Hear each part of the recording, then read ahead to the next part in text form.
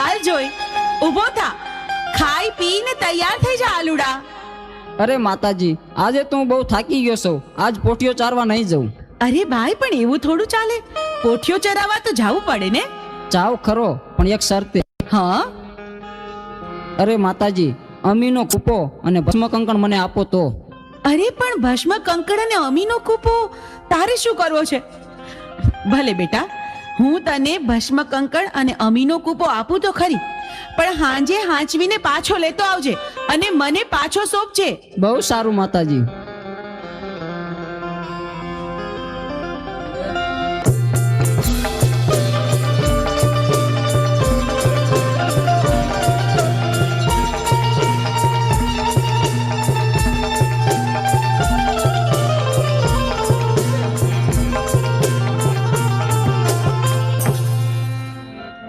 હા, દેવીને પાર્વતીને જે ખબર નથી કે હું કોણ છું. અમીનો કૂપો અને ભસ્મ કંકણ મારા માથે નાખી દઉં અને અમીનો કૂપો પી અને હું અમર્યાદ દૈત્યનો રાક્ષસ થઈ દઉં.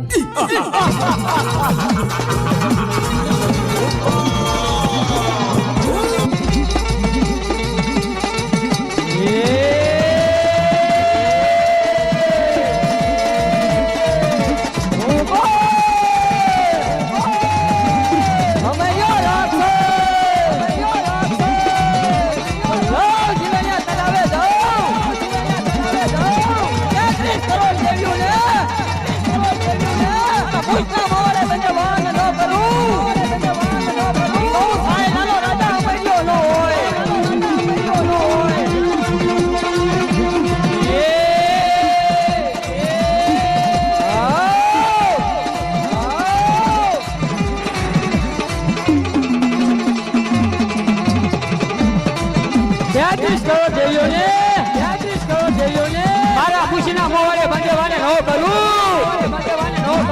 બહુ સાય લાયો રાજા અમર્યો રાક્ષસ ને.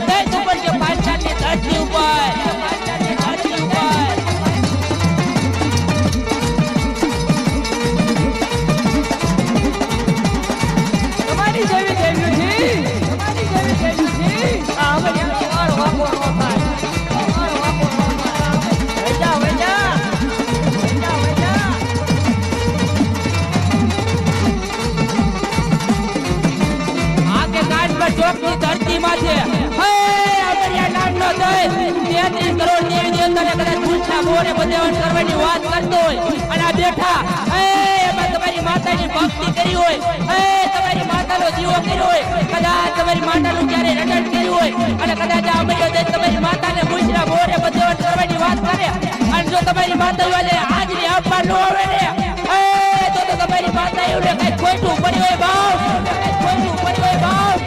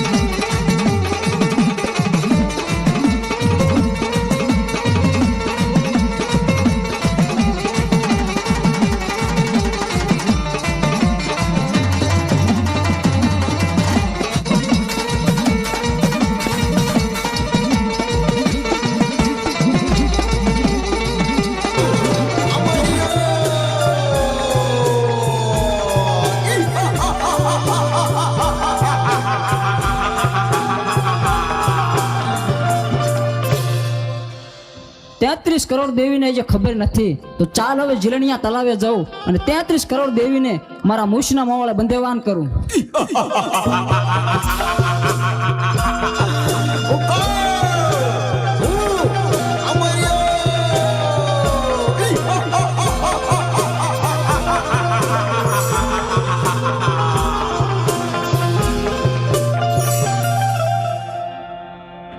અરે આ આલુડો તો રોજ સાંજે ઘરે આવવામાં મોડું કરે છે. પોઠિયો ચારવા ગયો પણ હજી આવ્યો નહીં. ક્યાં ગયો હશે? અરે દેવી, આરુડો પોઠિયો ચારવા ગયો હજે કેમ નથી આવ્યો? ખબર નહીં પ્રભુ. આ સાંજ પડવા આવી, આટલું મોડું થઈ ગયું છે તોય હજુ આવ્યો નથી. મને તો ભારે ચિંતા થાય છે. દેવી, ભસ્મ કણકણ અમીનો કૂપ લાવો. પ્રભુ, એ અમીનો કૂપો ને ભસ્મ કંકણ આલુડાએ હટ લીધી હતી ને, એટલા માટે મેં